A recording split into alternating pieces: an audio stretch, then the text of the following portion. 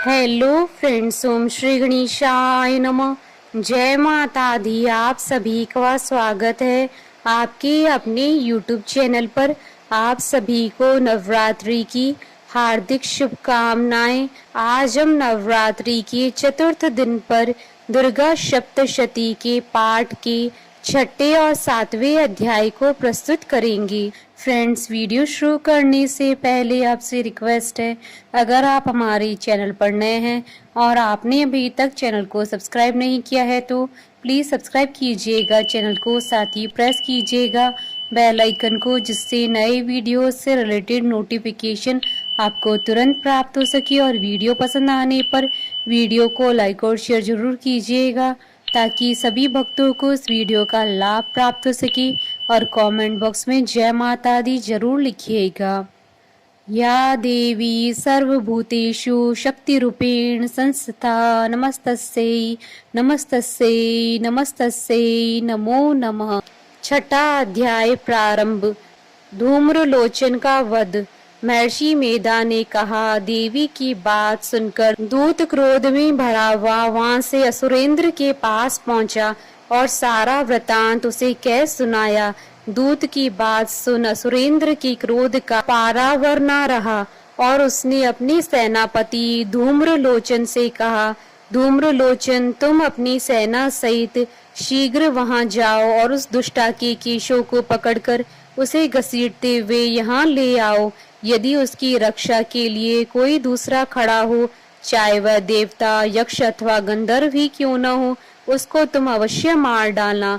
महर्षि मेधा ने कहा। शुंभ के इस प्रकार आज्ञा देने पर धूम्रलोचन 60,000 राक्षसों की सेना को साथ लेकर वहां पहुंचा और देवी को देख ललकार कर कहने लगा, अरे तू अभी शुंभ और निशुंभ के पास चल।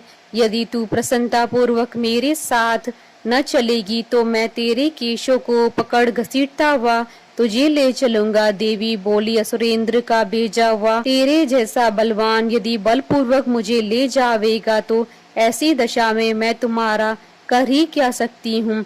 महर्षि मेधा ने कहा। ऐसा कहने पर धूम्रलोचन उसकी ओर लपका, किंतु देवी ने उसे अपनी हुंकार से ही भस्म कर डाला। यह देखकर असुर सेना क्रुद्ध होकर देवी की ओर बढ़ी, परंतु अंबिका ने उन पर तीखे बाणों, शक्तियों तथा फरसों की वर्षा आरंभ कर दी।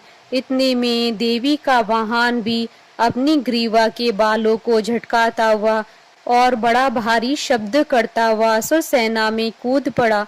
उसने कई असुर अपने पंजों से, कई अपने जबड़ों से और कई को धरती पर पटक कर अपनी दाढ़ों से घायल करके मार डाला। उसने कई असुरों के अपने नख से पेट फाड़ डाले और कई असुरों का तो केवल थप्पड़ मारकर सिर धड़ से अलग कर दिया। कई असुरों की भुजाएं और सिर तोड़ डाले और गर्दन के बालों को हिलाते हुए उसने कई असुरों को पकड़कर उनके पेट फाड़कर उनका रक्त पी डाला। इस प्रकार देवी के उस महाबलवान सिंह ने क्षण भर में असुर सेना को समाप्त कर दिया। शुंभ ने जब यह सुना कि देवी ने धूम्रलोचन असुर को मार डाला है और उसके सिंह ने सारी सेना का संहार कर डाला है, तब उसको बड़ा क्रोध आया। उसके मारे क्रोध के होंठ फड़फड़ाने लगे और उसने चंड तथा मुंड नामक महासुरों को आज्ञा दी, हे चंड मुंड, तुम अपने साथ एक बड़ी सेना लेकर वहां जाओ और उस देवी के बाल पकड़कर उसे बांधकर तुरंत यहाँ ले आओ।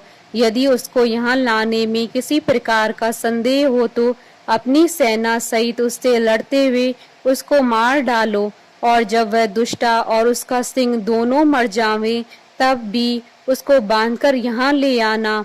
इति श्री दुर्गा सप्तशती पाठ का छठा अध्याय समाप्त हुआ। सातवां अध्याय प्रारंभ। चंड और मुंड का वध।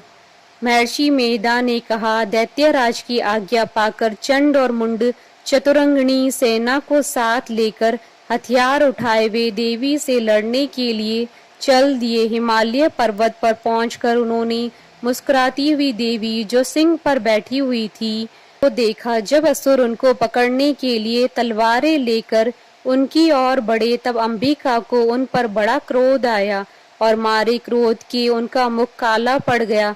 उनकी भ्रुकुटियां चढ़ गईं और उनके ललाट में से अत्यंत भयंकर तथा अत्यंत विस्तृत मुख वाली लाल आंखों वाली काली प्रकट हुई, जो कि अपने हाथों में तलवार और पाश लिए हुए थी। वह विचित्र खड़ग धारण किए हुए थीं तथा चीते के चर्म की साड़ी एवं नरमुंडों की माला पहन रखी थी।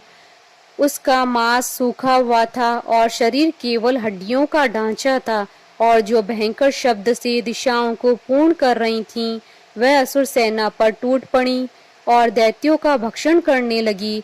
वह पार्श्व रक्षकों, अंकुशधारी महावतों, हाथियों पर सवार योद्धाओं और घंटा सहित हाथियों को एक हाथ से पकड़ पकड़ कर अपने मुंह में डाल रही थी, और इसी प्रकार वह घोड़ों, रथों, सारथियों व रथों में बैठे हुए सैनिकों को मुंह में डालकर भयानक रूप से चबा रही थीं।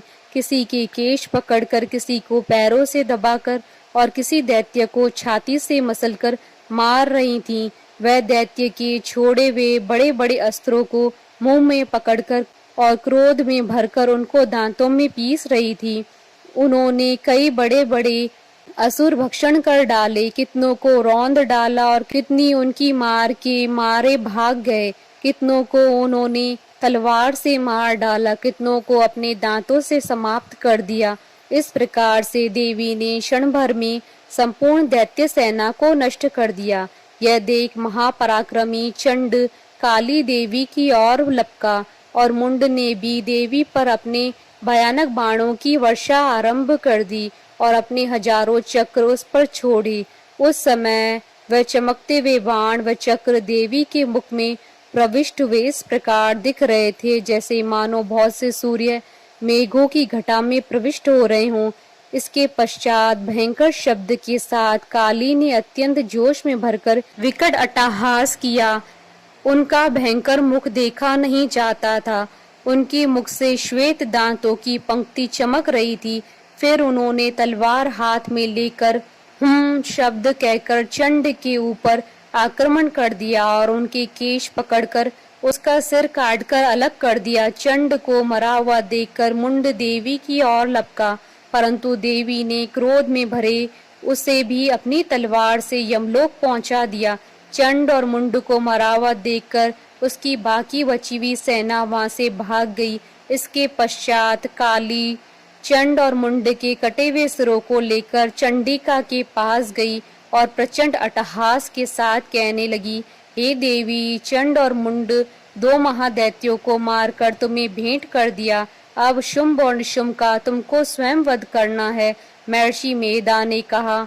वहां लाए हुए चंड और मुंड के सिरों को देखकर कल्याणकाई चंडी ने काली से मधुर वाणी में कहा, हे देवी, तुम चूंकि चंड और मुंड को मेरे पास लेकर आई हो, अतः संसार में चामुंडा के नाम से तुम्हारी ख्याति होगी। इति श्री दुर्गा सप्तशती पाठ का 7वां अध्याय संपूर्ण हुआ। जयकारा मां माईदा सच्चे दरबार की जय। हमारे साथ इस वीडियो में अंत तक बने रहने के लिए आपका धन्यवाद।